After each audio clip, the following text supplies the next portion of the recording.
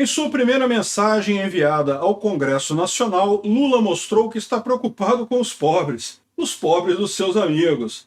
Esse é o Visão Libertária, sua fonte de informações descentralizadas e distribuídas. Lula enviou ao Congresso Nacional sua primeira mensagem oficial no dia 2 de fevereiro. Essa mensagem é tradicionalmente lida no início do ano legislativo e apresenta as prioridades do Poder Executivo para o ano que se inicia, bem como conta aquilo que o presidente espera do Congresso. E tratando-se de uma mensagem escrita por Lula ou por algum subordinado, uma vez que o Molusco não é bem conhecido por seu domínio da língua portuguesa, bem, todos nós sabemos o que esperar. Além de criticar o governo Bolsonaro, mais uma vez, acusando-o de realizar desmonte das políticas públicas, Lula deixou claro quais serão suas prioridades em seu terceiro mandato: realizar uma reforma tributária e reorganizar a questão sindical no país. Ou seja, em outras palavras, dar um jeito de cobrar ainda mais impostos para financiar aquelas políticas assistencialistas sem sentido,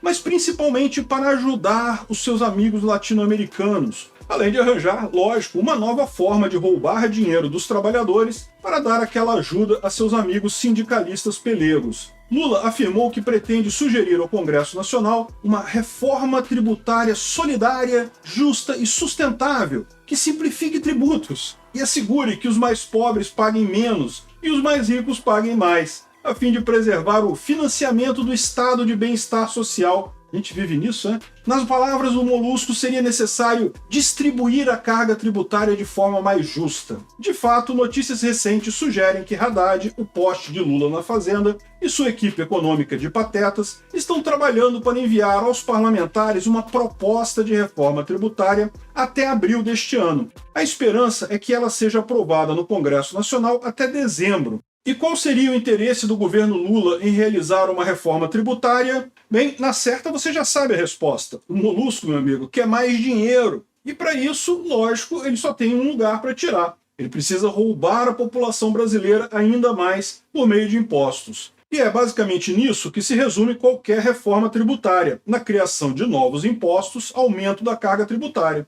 Ainda que, supostamente, o projeto inicial tenha a intenção de simplificar os tributos e reduzir as alíquotas, a tendência natural é que os parlamentares encham o projeto de penduricalhos e puxadinhos. No final, o resultado será pior que o cenário anterior à reforma. E sim, Fernando Haddad, tal como tantos outros antes dele, afirmou que o seu projeto de reforma tributária vai trazer simplificação de tributos e redução de alíquotas. Mas será que dá para confiar no governo do PT, principalmente em se tratando de questões fiscais? É certo que existe a questão da curva de Laffer, que basicamente afirma que a partir de determinado percentual, a arrecadação de imposto diminui ao invés de aumentar, mesmo com o aumento da alíquota. E dessa forma, uma redução da carga tributária poderia representar, no fim das contas, um aumento da arrecadação estatal total. A prova disso é que o governo Bolsonaro conseguiu entregar um superávit de 54 bilhões de reais em seu último ano de mandato, sendo que o orçamento projetava um déficit superior a 200 bilhões. O governo conseguiu um resultado fiscal muito superior ao pretendido, sendo que, no ano de 2022, diversas renúncias fiscais foram feitas, como no caso dos combustíveis. Porém, o mais provável é que o governo Lula não esteja disposto para pagar para ver,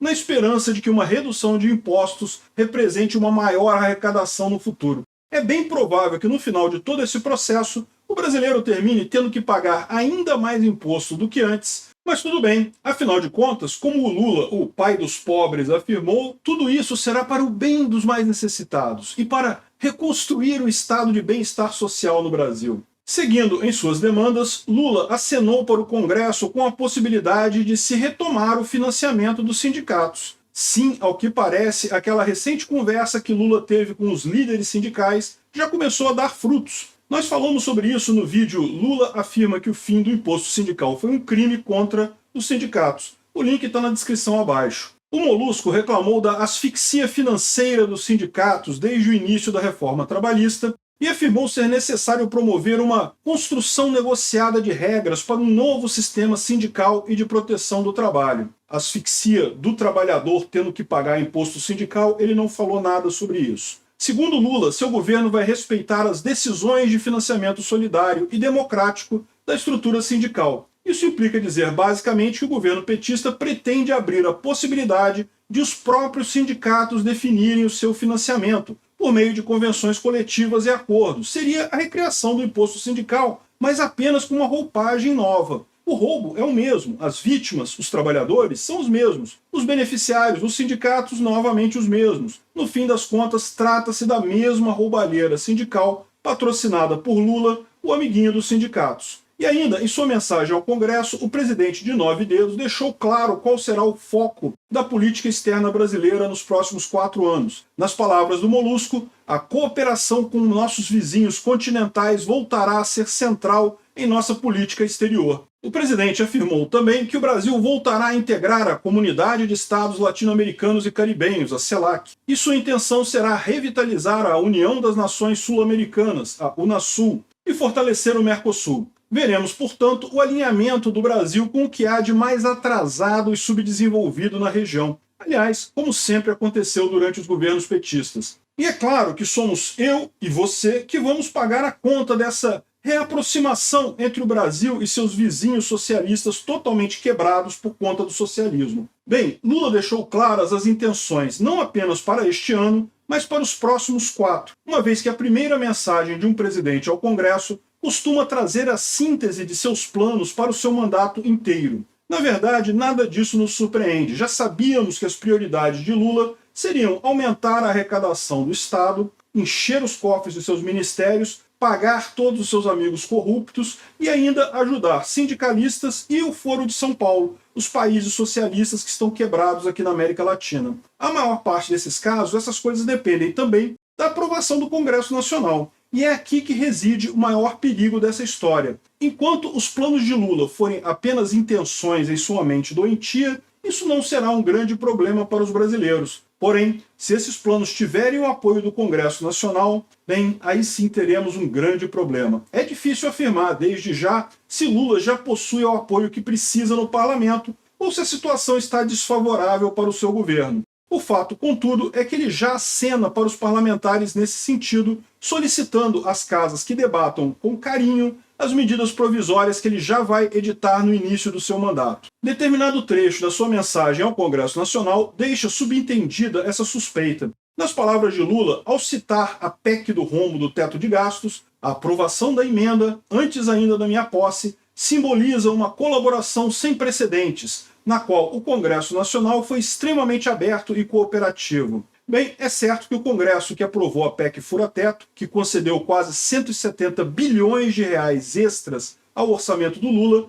não é exatamente o mesmo Congresso que assumiu a atual legislatura. Ainda assim, o risco de um perigoso alinhamento entre Lula e os parlamentares não pode ser desprezado. Para o terror dos isentões e dos iludidos que apoiaram Lula na campanha eleitoral, acreditando que o Molusco trairia suas próprias convicções e seria mais moderado, o presidente já mostrou a que veio. Na sua primeira mensagem oficial ao Congresso Nacional, já demonstrou suas reais intenções. Voltar a privilegiar seus amigos sindicalistas e também seus amigos ditadores socialistas internacionais às custas do povo brasileiro. O documento enviado ao parlamento trata de inúmeros outros temas, como ambientalismo, assistencialismo, políticas de gênero e tudo mais que se possa esperar de um governo de extrema esquerda como o do PT. O que apresentamos aqui, porém, já é suficiente para deixar claro o buraco em que estamos nos metendo. Lula voltou ao poder com sangue nos olhos, e ele vai tentar fazer em poucos meses tudo o que não conseguiu fazer